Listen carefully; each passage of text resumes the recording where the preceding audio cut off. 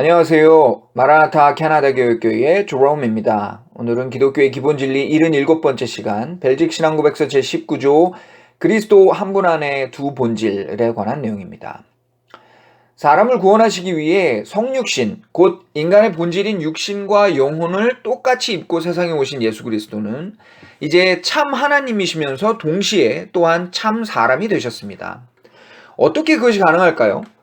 우리는 우리의 경험과 지식의 한계 밖에서 일어나는 이런 신비에 대해 끊임없이 어떻게라는 질문을 던지지만 사실 이 질문에 대해 우리 스스로는 답을 찾을 수 없을 뿐만 아니라 성경도 이에 대해 말씀하고 있지 않습니다.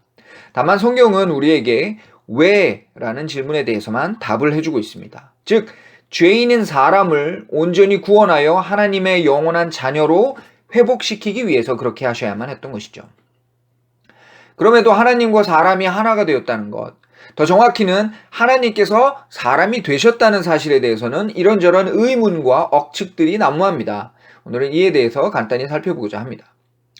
먼저 삼위일체 하나님을 논할 때와 마찬가지로 지극히 상식적인 선에서 도대체 그럼 하나님의 아들이 몇 명이라는 말이냐 하는 질문입니다. 하늘에도 계시고 땅에서도 사람으로 태어났으니 그럼 하나님의 아들이 둘이 된 것일까요? 그렇지 않습니다. 오히려 성부, 성자, 성령 삼위로 계신 하나님 중에 성자 하나님께서 친히 인간의 모든 본질을 그대로 담고 세상으로 내려오신 것입니다. 따라서 하늘에 하나 땅에도 하나 이렇게 서로 분리되는 두 존재가 있는 것이 아니고 당연히 하나님의 아들이 둘인 것도 아닙니다. 오직 하나님이신 성자의 신적인 본질이 인간의 육과 영 안에 결합되어 뗄 수 없고 분리할 수 없는 하나의 존재가 되신 것입니다. 따라서 예수라는 이름의 한 사람 안에 하나님으로서의 모든 신성과 인간으로서의 모든 인성이 하나로 연합되어 존재하게 되었습니다. 신성이라는 것은 처음과 끝이 없는 영원한 존재로서 시간과 공간의 한계 안에 갇히지 않고 오히려 온 우주 안에 충만하신 속성이고, 인성이라는 함은 반대로 하나의 피조물로서 처음과 끝이 존재하고 시간과 공간의 한계 안에 철저히 제한될 수밖에 없는 유한한 속성을 말합니다. 이 두 본질적인 속성이 한 존재 안에 연합된 것입니다. 다음으로 그렇다면 예수님께서 십자가상에서 죽으실 때 이 두 본질은 어떤 상태로 존재 혹은 변화하였는가 하는 질문입니다. 혹시 하나님의 신성은 다시 하늘로 돌아가 버리고 껍데기인 사람만 땅에 묻힌 것은 아닌가 하는 것이죠. 하지만 이 또한 사실이 아닙니다. 한번 사람의 본질과 하나가 된 성자 하나님의 신성은 결코 다시 떠나지 않습니다. 왜냐하면 그렇게 하지 않고서는 죄인인 사람을 온전히 구원할 수 없기 때문입니다.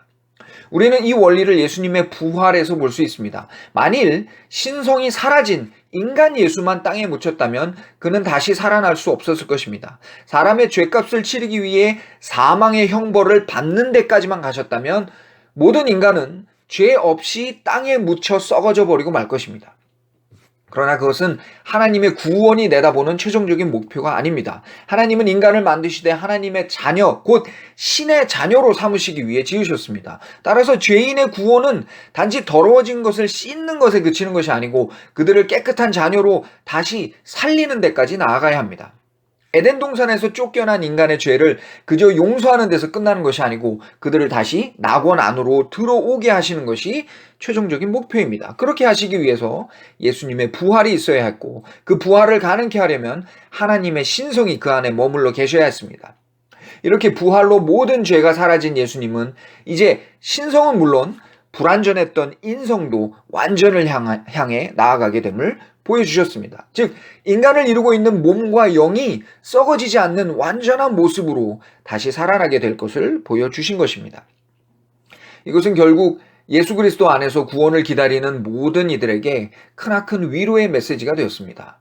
우리가 예수 그리스도를 우리의 구원자로 믿고 의지한다면 단지 나이가 들어 혹은 어떤 사고로 또 병으로 우리의 육신이 죽음을 맞는 것처럼 보일지라도 그것은 진정한 죽음이 아닐 뿐만 아니라 오히려 우리는 모든 죄가 씻겨짐으로 인해 이제 더 이상 영원한 죽음을 보지 않을 것이며 장차 그리스도와 같이 부활하여 하늘에서 예수님의 그 모습처럼 영광스러운 인성은 물론 신성까지 갖춘 참 하나님의 자녀로 살아가게 될 것을 보여주시는 것입니다. 그래서 예수님께서 말씀하셨죠.